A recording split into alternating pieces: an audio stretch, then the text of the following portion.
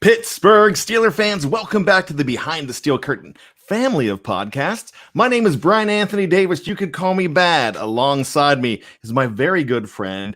We've been doing this for 5 years now. Tony Defeo, my good friend Tone Def in the house. Tony D, what's going on? I am fantastic, Bryan. How are you? It's we're getting closer and closer to the start of some football. 5 more weeks. This is my calculation, 35 days? 35 days. Because this is Monday. Yeah. So 5 weeks from tonight? Booyah. I can't wait. It's happening, my friend. We are closing in now. In the landscape of COVID-19, anything can happen. So we could have some naysayers. Well, if there's a season, but no, we are here to say there's a season until somebody says there's not a season. So that's how we are rolling here. And we're going to be glad to do that. Tony, I got to say it, and we're going to say it now. He's not in the live chat yet, but he's going to say it. So to quote our good friend Big Marv, what's goody? What is goody? Welcome to the live chat.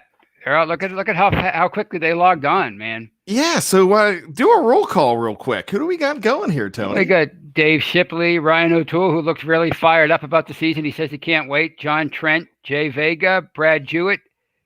Who am I missing? Ryan O'Toole? Ryan O'Toole. Oh, yeah, I mentioned Ryan. Yeah, a lot of regulars. Dave Shipley made a huge mistake yesterday. And on my show, mentioning that he's in Florida and he could get luxury box tickets for any Florida game. So when that happens, I'm going to be, hey, Dave, remember your good friend BAD? That's right. Hey, I mean, I think it's a fair trade. So Kathy Ford in the house, AJC. Love it. I mean, I love you guys here. Oh, Felicia. Look at this. $5 right off the bat. Sugar Mama in the house. Felicia Ballard. Is it Ballard or Ballard? I've never asked. We just call her Felicia. And good friend of the show. Glad to see Felicia in here. We are feeling good. Kathy Ford, if I didn't mention Kathy Ford. Kyle L's in the house. You guys are filling in. Felicia, once again, thanks for the $5. Tony, tell them about the live chat if they just don't know. Well, I mean, you talking about the donations? If they want to, yeah. Yeah, you can donate whatever you feel like donating, and we always appreciate that. And of course, the live chat is where you can join us each and every show, right? And that's how we interact. Is that what you're getting at? You know what? Yeah. And if you want to go ahead and throw in any kind of your hard-earned dough, you get to the top of the queue. Brad Jewett, my man, he says, appreciate you. I mean, like, if you have a question, we put you at the top of the queue when you do that. And hey, the cool thing about that is that's how we get our microphones, which Tony, I'm going to get Tony a microphone. I promised him that, and I'm going to do it. And, but what we're going to do is we're also going to pass the fun on to you. And if you look on the website right now, there's a giveaway. It's a James Washington signed football. And some of the money goes to bringing cool stuff like that in. We are really amping it up. As you can see, Michael Beck is now taking care of us on social media as far as Twitter. He started an Instagram page for BTSC. It already has 200 followers, and that's only in a week. So boom. He takes care of Twitter. He takes care of Facebook. He has all these ideas. There's going to be giveaways. He's looking at finding more giveaways. We are not only your one-stop shop, but we are everything. That's what we're hoping to do. Everything to you guys. We're trying to, as Ryan O'Toole says, and I got to bring this up, and I love it. It's funny. You guys are cranking out so much content these days that I don't even have time to watch porn anymore. Well, thank you. We are your Steelers. Preaching to the choir, Ryan. You're preaching to the choir. I know exactly what you mean. I'm so busy. Tony's like, man, I mean, well, Tony is still the guy. He doesn't watch. He's old school. He doesn't watch that stuff on the internet. He still goes to the scramble channels and tries to see it through the waves. I think I saw skin. Oh, that's right. Oh. Yeah. Remember those days, Tony? I know you and I. Oh yeah. I remember in the 80s when it was a real treat to find that on HBO. Well, also, I mean, it's awesome. My man Snowman, and I know Snowman's secret identity, and I'm not telling anybody, but I know his first name, so I can't give up his Bruce Wayne. But it is not Robin Masters, even though we think it's Robin Masters. But it's I do know his name. John Trent says you have it on VHS. I can see that. Well, that's Shawnee Manahan's in the house. Donald Nolan's here. We've got AJC asking what's the Instagram name account. Let me get back to you on that. I need to check that out because I was looking for it the other day too. But you could maybe get that from Twitter as well, or hit up Michael Beck. But I'll get that. I should know that. DJ2YT only. Here's a question for anyone. What the heck will the NFL do with the draft if 3/5 of the Power 5 call off their seasons? A massive combine in the spring, bigger Senior Bowl, and Penn State's big defender. And gosh, his name Brad Jewett. You can help me out with this. Micah Parsons. Micah Parsons. Good job, Tony. So I mean, he's already out for the season and getting ready for the draft. What I'm thinking right now is somebody like that is going to. He's already have draft stock. Micah Parsons has draft stock. Other guys are going to follow because they have it. They have draft stock, and they probably don't need to play. I mean, gosh, if this happened with Jadeveon Clowney, Jadeveon would have taken the whole season off. He basically did that year. So you know what? There's always that possibility. James Kelbaw's in the house too. I gotta say, he's announcing with authority that he is here. And Biggie Bronco, good. We're gonna be talking to you here. He said, why don't you just go to the girl next door and see real skin? I mean, that's a possibility. So Big E, we're gonna be talking about week 2 today, and let's get into the topic at hand. With 35 days left to the regular season. Tony, I've been saying this all along. And the topic today is a hot start is more crucial than ever for the 2020 Pittsburgh Steelers. Right off the bat, just in a few words, is that true? After looking at the schedule, I don't think it's critical, but it's always nice. Here's why I'm saying it, okay? The last couple of years, the Steelers have not started off well at all.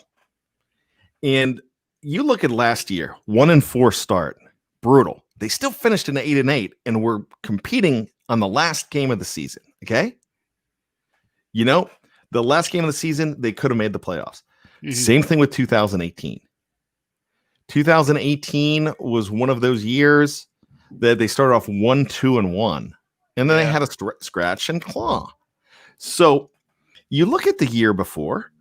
The year before, they went 13-3 in 2017, but they started off 3-2, and no one was feeling good about it.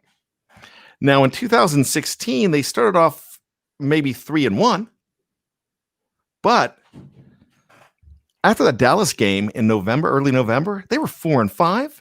And we're scratching and clawing. Right. I just don't think you can do that in 2020. Right.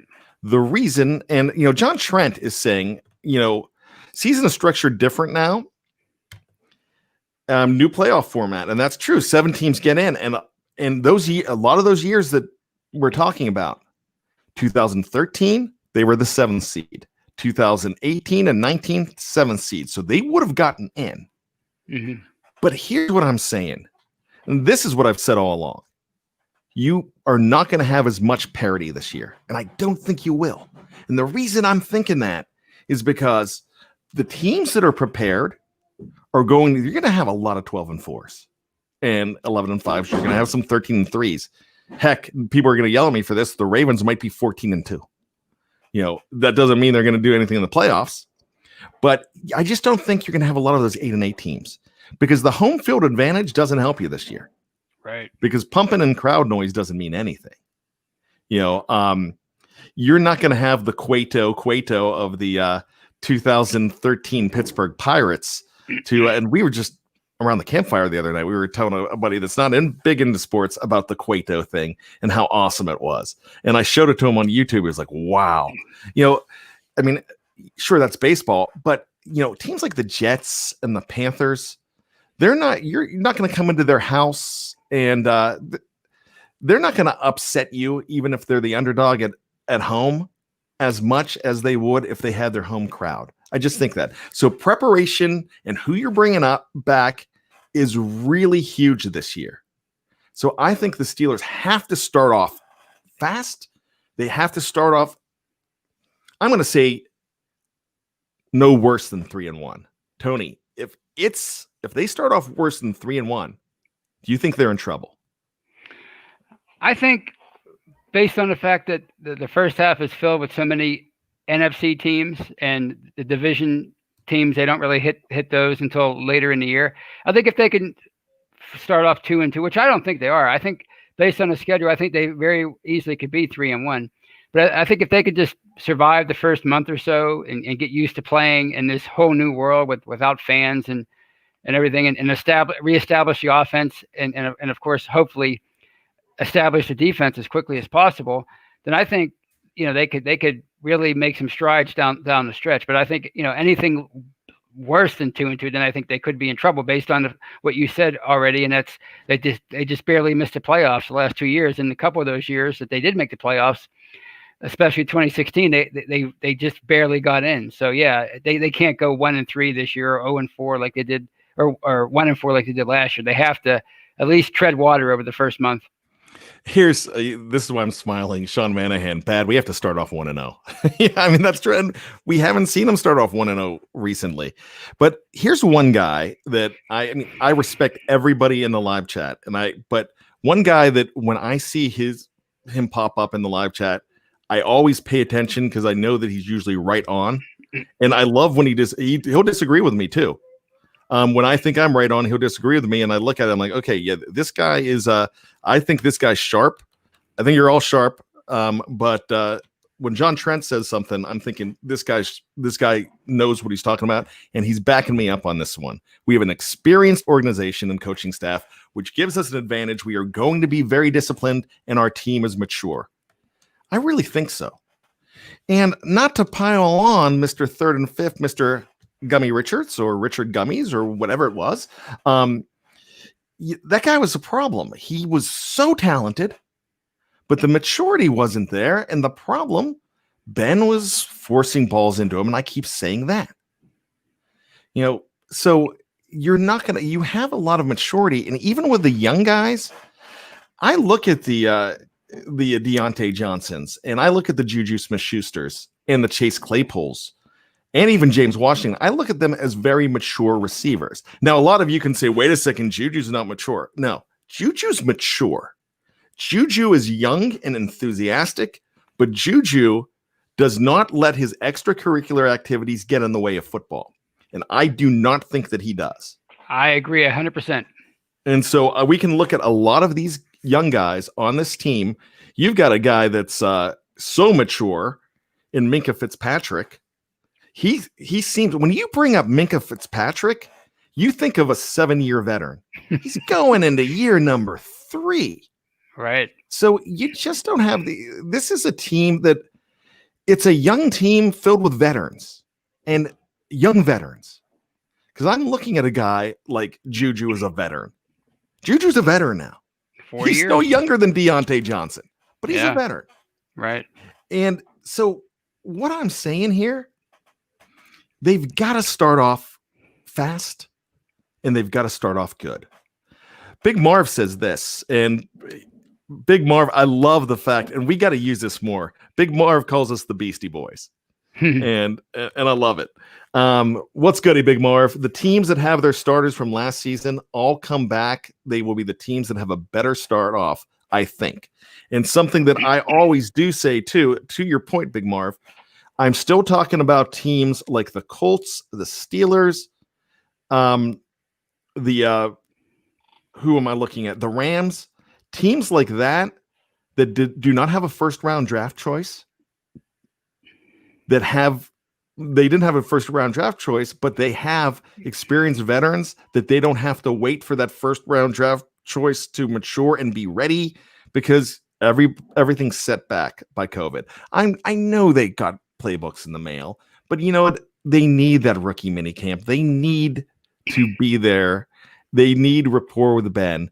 I like how Eric Ebron, who's not a rookie, but he's a first-year guy, and we've seen not first-year guy, but a first-year Steeler, and we've seen first-year Steelers take a while to warm up with Ben because they need to have that rapport. That's why I think Juju's going to have a great year, because they've got that rapport, and they're back, and he has guys around him to be his Juju. Juju needs a Juju, and Juju's going to get a Juju, but you're also going to have a guy like Deontay Johnson that could out-Juju the Juju from when Antonio Brown needed a Juju. I just love saying that over and over. But I think Chase Claypool he was brought on because he's mature. And I look at Chase Claypool as a number 1 draft pick. I mean, years from now, if you ask me who the Steelers 2020 number 1 draft pick is, I'm not going to say Minkah Fitzpatrick. I'm going to say Chase Claypool because he was their top pick. So that's what I'm thinking there. We do have let me bring this up here. And I lost it. DJ 2YT only. John is right, but for the wrong reasons. Our team always struggled mightily in emotional games against inferior teams. Without emotion, fans in 2020, coaching, prep, and talent matters more. I think that also comes into play with what I was saying earlier, Tony, too. I just don't think having the fans is going to hurt an experienced team. Not having the fans is going to hurt an experienced, well-coached team. And I think I'm putting the Steelers in that category. So back to, we don't know whether we're going to have fans or not. I'm still thinking no. We're seeing how well it's working in hockey. We're seeing how, it's happening in baseball. And I watched hockey. I watched the only bad thing about watching hockey was watching the Penguins go down in 4 games. But when I was watching those games, I'm like, I thought they pumped crowd noise in, and the crowd noise didn't bother me because it just felt natural. But I wasn't looking at fans or anything. I thought it was done well. What do you think no fans or limited fans are going to mean to an experienced team like the Steelers? Well, I think it's going to be great for the offense.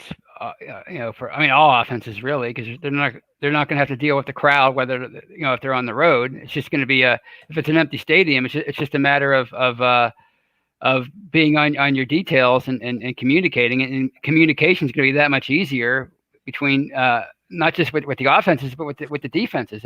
If you're a defense on the road and you have to and you have a crowd going nuts, well, it makes it that much harder to communicate. And obviously, if you're on offense, and we've seen how much Ben has struggled on the road in recent years statistically, so that element's going to be out the window. And as you said, he's an experienced quarterback. He's got an experienced line, and the only young players are on at the skill position level. So I think it's definitely going to benefit the Steelers on offense. And I think and the fact that they have a fully formed defense already. They don't have any question marks on defense as far as coming back from last year. Any starting jobs up for grabs. So if the defense can get established as early as possible, and you got 2 young quarterbacks you're facing right off the bat, I think that's going to bode well for them as far as getting off to that fast start.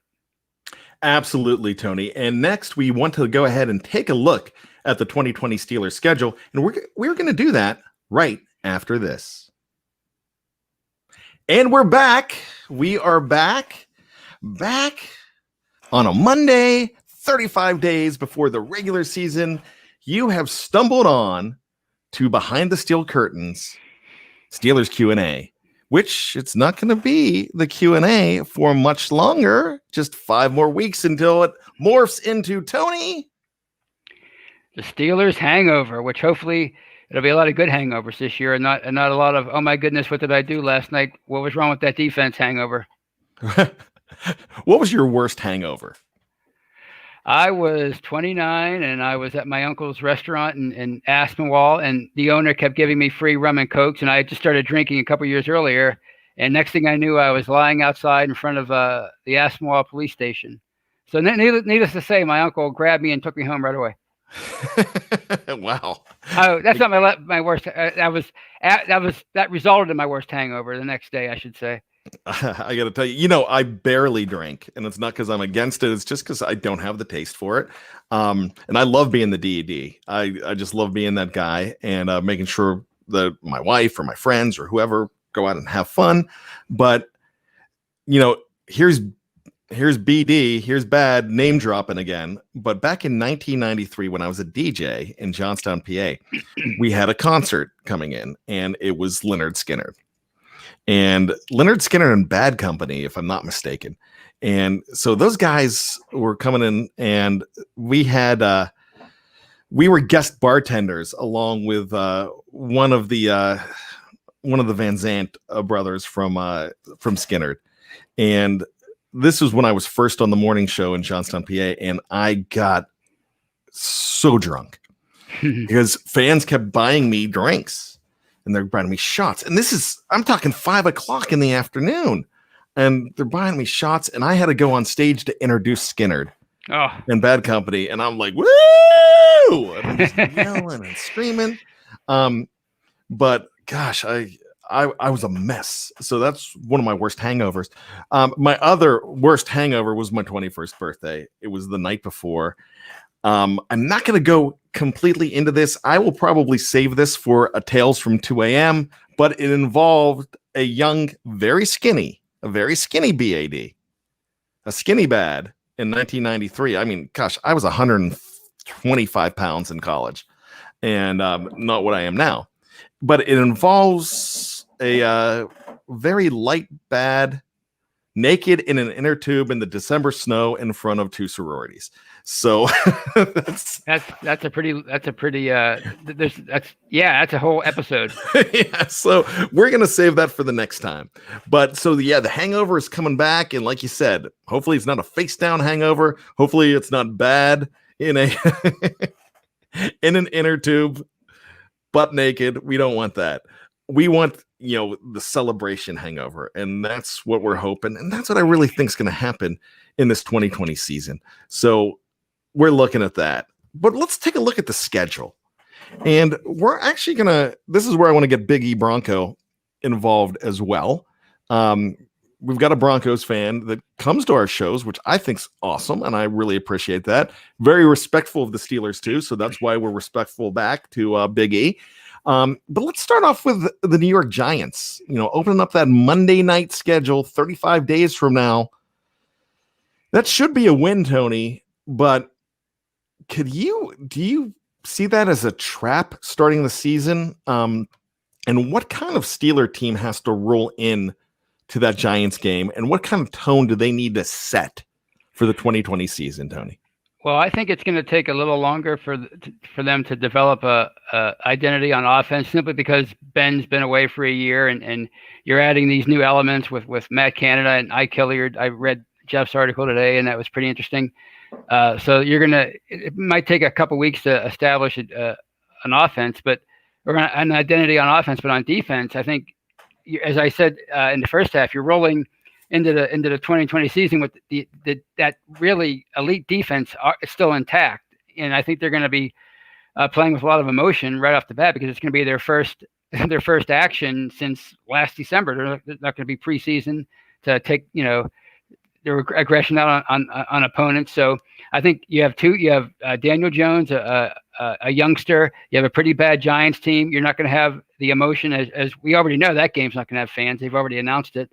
There won't be any games. So I think you have to set the tone on defense, establish yourself as a dominant defensive unit again. And I think that game just feels like a win to me. For some reason, it just feels like a win.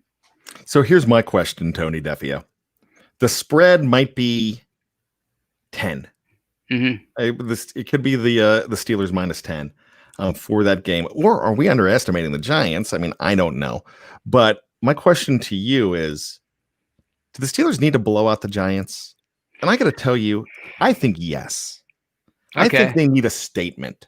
I think this allowing your defense to win it in the end is not really what I'm looking for out of 2020. I think they need to be more of a statement team. We see that out of Baltimore, winning a lot of games in double digits. I think that has to happen right off the bat. We see it in New England as well. What do you think? Well, I think simply because it's a different dynamic this year without the preseason. I think you might see a lot of preseason like scores early on. And when I say that, I don't mean that I don't think this game's going to be close. And I realize it's 5 weeks away, and it sounds ridiculous for me to say I don't think it's going to be close. But it doesn't feel like it's going to be a close game. But I could see them winning. I'd be satisfied with it, like a 20-6, 21-6 kind of game, 24-7, 24-10. I think if they can win a game like that, where the defense again shows the world that it's the same unit from 2019, and the Steelers maybe look sloppy on offense a little bit, but kind of put it together as the game goes on, then I'd be happy with that kind of I think that'd be a pretty good statement to make. What do you think in the live chat? I mean, it does not have to be a blowout. Steakmaster Jay says they just need to win. I just think, just like John Trent's saying, statement game, fellas, in week 1, put the damn league on notice. We back. I like that. And I just really think that's they do need to put teams on notice as well. A lot of people do disagree with me, and I love when you guys disagree with me. I have no problem with that. Nobody's not like Jesse George, Johnstown, PA. Well, I believe St. Michael, right next door to where I grew up. Jesse George says, I think the Steelers are going to be much better than the so-called experts are predicting. I do too. They might win the division. I'm not scared of the Ravens. Look, the Ravens have an easy schedule this year. Mm-hmm. And I just really think that they've got a chip. I still don't think they're going to win the whole thing, but I think they're going to be tough. Right. So that's something I want to mention there. But so some people are saying just win. I'm saying, double digits. You got to have double digits in that first game, especially going on the road and doing double digits. I think, to quote John Trent, we back when that happens. And I think this team has a chance. Like I keep saying, I've been saying it for several weeks. I think they have a chance to be one of the more complete Steeler teams we've seen since the end of that second Super Bowl era after the 2010 season. Simply because they have Ben back, and just his presence alone is going to make that. Well, we talked about this. It's going to make the offense that much more effective because teams can't load up in the box like they did last year. They have to respect Ben. I mean, it'd be crazy not to. So, but I can see a scenario where the offense kind of looks rusty early on because they had no in-stadium action in August. Yeah, but nobody has. So that's the thing. Yeah. And I don't like the Steeler rust that happens. And that seems to happen.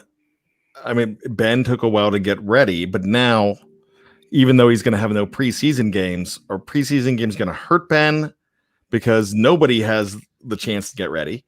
Right. It's how they're getting ready in practice, and it seems like he's getting a lot of work in practice. So do you think that's going to be a problem, Tony D? No, because like we've talked about before, he only usually plays about 3 series in the preseason anyway. At the third game, but I don't like that. Not a fan of that. Oh yeah, no. But to that point, it's not going to be for him. It's not going to be much different this year. But maybe for the cohesiveness of the offense, trying to establish an identity, it might take him, a little bit longer. But the fact that again there won't be any fans in the stands, that's going to make it easier for everybody. And as you said, definitely veteran teams or at least veteran quarterbacks like a Ben, he's not going to obviously have trouble communicating. So I could see some rust, but I don't think it's going to be a huge deal because I think their defense is really, really good. And I think they have, there's not a quarterback I'm really afraid of other than Deshaun Watson over the first half of the season.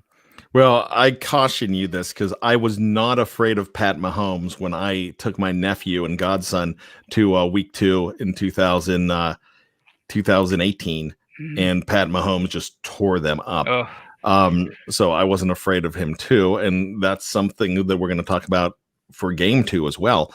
But before we do that, let's go to good friend Dave Shipley, who gave us $5 in the live chat. This is something we're going to have to explore a whole lot more on a Tales from 2 a.m. when we do one of those fun shows. But my buddy got a DUI in the South Side in a wheelchair. Your buddy's a legend. He kept ramming a Brownie fan in the driver's side with an electric wheelchair. That is one bad apple right there. We need to pay him $5 for that. That's you can't get any better than that as far as Steelers Browns. A Steeler fan gets a DUI and a wheelchair. That's just that's fantastic. That's a Steeler fan right there. Yeah. In a wheelchair, no problem. I'm ramming you. Right. Love that. Gosh, hey, Wes is in the house. Good to see Wes. So let's go to week 2. And really what we're talking about here is the first 5 games of the season. And that's where the Denver Broncos come in. And you know what? In past years, playing the Broncos has been tough, especially when you're showing up in Mile High in Denver. It hasn't been great there. But I love that it's the season opener. But is it the season opener? Because they're not at home. I mean, the home opener? Because there's no fans there. Right. But, and that's something, or I mean, there could be fans there. Yeah. I mean, if there's fans there, I mean, it's not raucous though, unless 15,000 can be raucous. We've seen them be raucous at Penguin games. So that's fine. But I'm still worried that there might not be, but we can't really, we've got to assume right now that there are fans in the stands because right now that's the plan. Sean's saying Denver's going to be, Wes is saying Denver's going to get murdered. Sean Manahan, 24-10 over the Broncos. Hey, but we've got a guy, Biggie Broncos here, and he's like, Drew Lock is the real deal. He said that earlier. So that's the thing.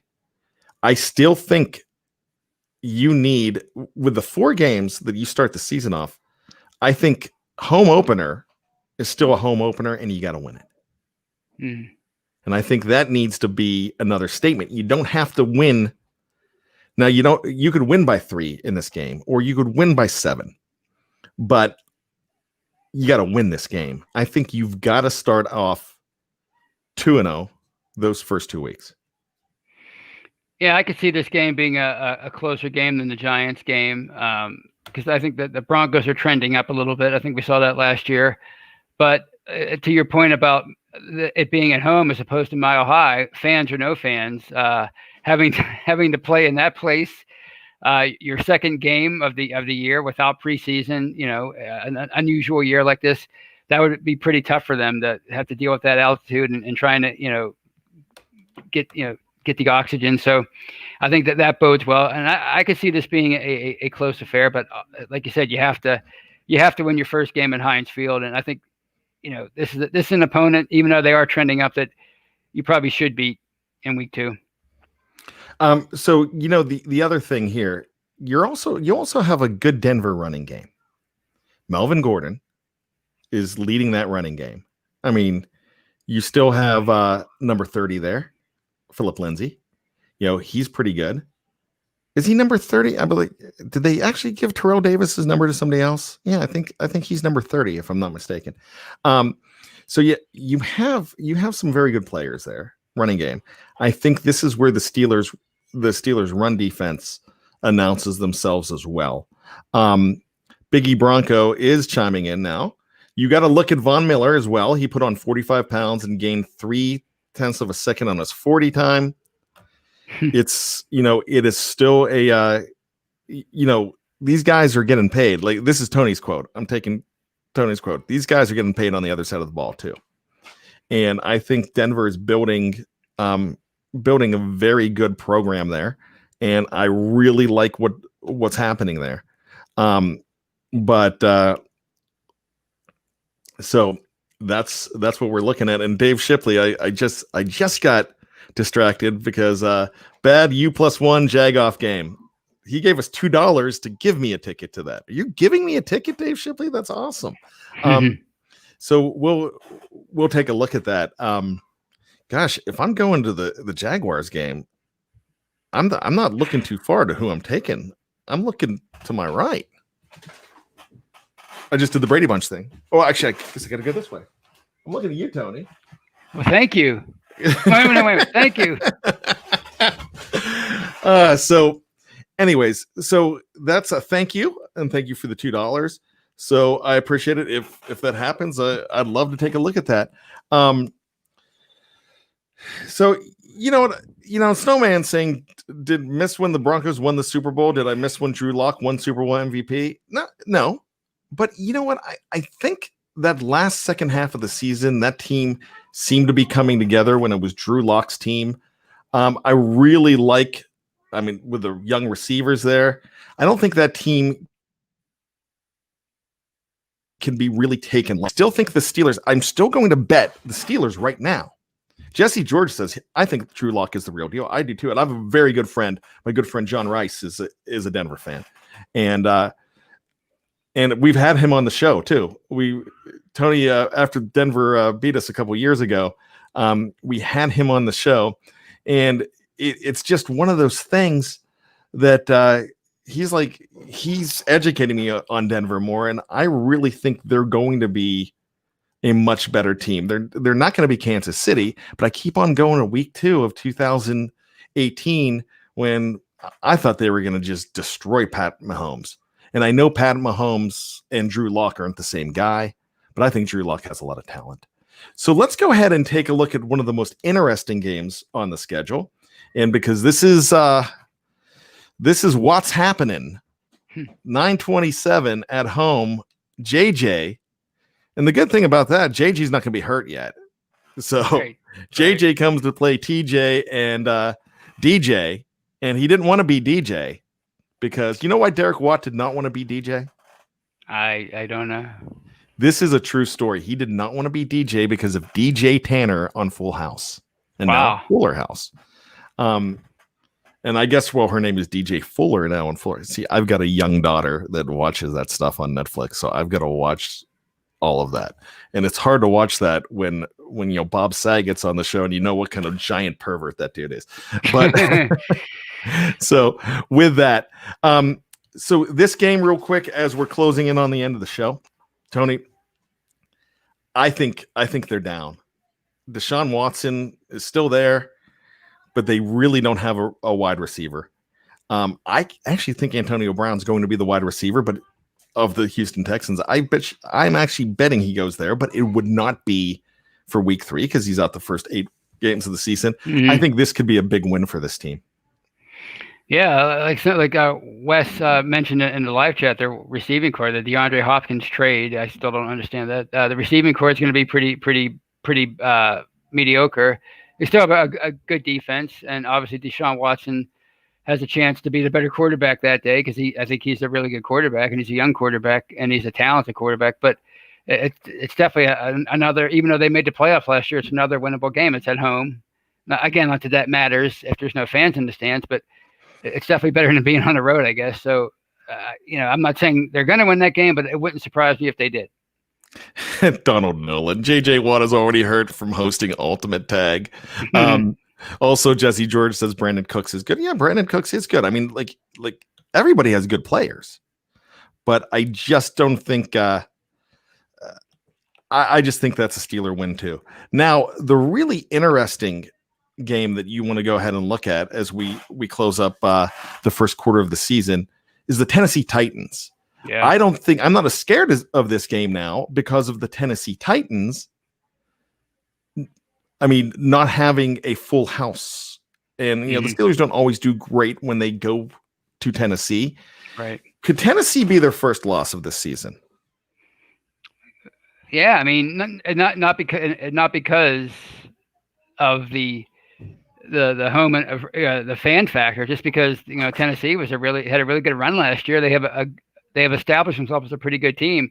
Tannehill's not great, but he's pretty good game manager, and obviously Derrick Henry's a stud, and they have a really good defense, and they were up in the AFC Championship game last year, over at Arrowhead Stadium. So this is a really good opponent. So I could definitely see them suffering a loss in this game. But I also wouldn't be shocked if they won either, because you know how it is from one year to the next when it comes to the playoff parity.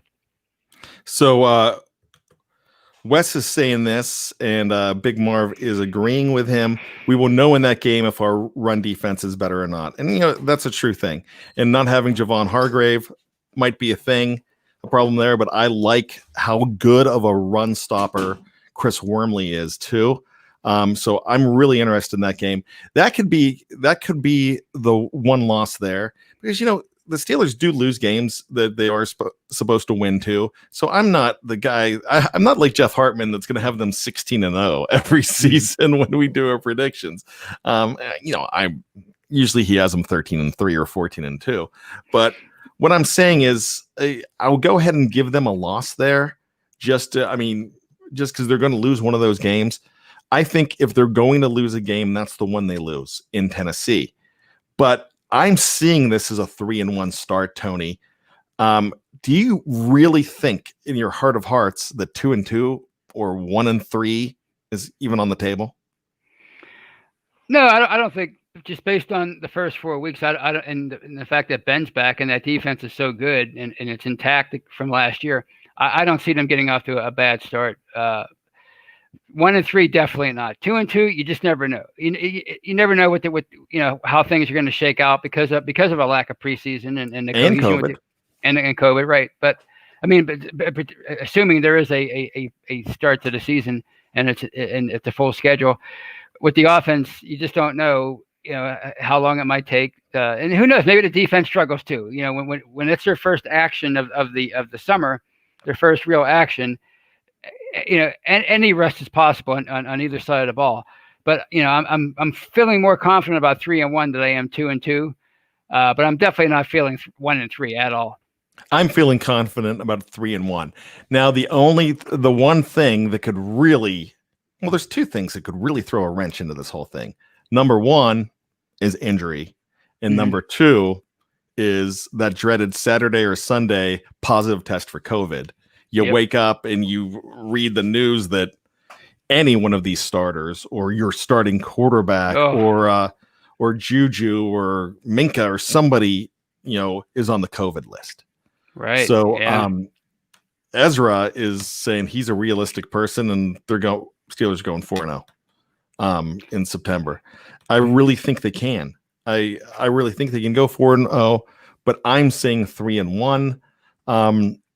To start the season. And look, man, if you go 3-1 every quarter of the season, that's a 12-4 season. And right. You're close to a number one seed there. And the number one seed is bigger this year and bigger going forward because there's only one bye. Right. And I love that. I really love only one team getting that bye, but it's going to make week 17 weird too, because if you're trying to get that 7 seed and you're needing somebody to lose, there's going to be a lot of guys a lot of teams resting starters because they've already have their position set in. Because man, what does it matter at that point if you're the 5 seed? What does it matter where you are, and you don't want to drop down to 7 to be playing number 2, but you're not playing for as much. And no one really plays for a certain opponent. Right. But with that being said, and the first time I said that today, I'm really proud of that. I want to thank everybody here. This was a lively discussion, a lot of fun. And Tony, I will see you tomorrow morning for our very first AM show. We are moving the Steeler Retro Show to Tuesday mornings. Not on YouTube. It is now on any streaming device, any streaming platform that you can find. It's going to be there. You will, starting at 5 a.m. tomorrow morning, it'll be Tony and Bad. But guess what? Spoiler alert. Tony's not getting up at 5 a.m. Tony's just rolling in at 4:55, so we can't do that. I'll stay up. So that is something that we are going to go ahead and record tonight. And we thank you for that. We are going to be talking about a very special game. And Big E Bronco, you might want to hear this. A very special game on the Retro Show. December 30th, 1984. Steelers versus Rodney's Rejects, the Denver Broncos. That was their name, not mine. Just a fantastic game. And we can't wait to talk all about that as we hop in that black and gold DeLorean and set ourselves adrift on memory bliss. But for Tony Defeo, my name is Bryan Anthony Davis. We love all of you in the live chat. We cannot do this show without all of you. The Beastie Boys are almost out of here. But Tony, to quote the rowdy one, Mr. Rowdy Roddy Piper, just when you think you've got all the answers. We keep changing the question. See you guys tomorrow, hopefully.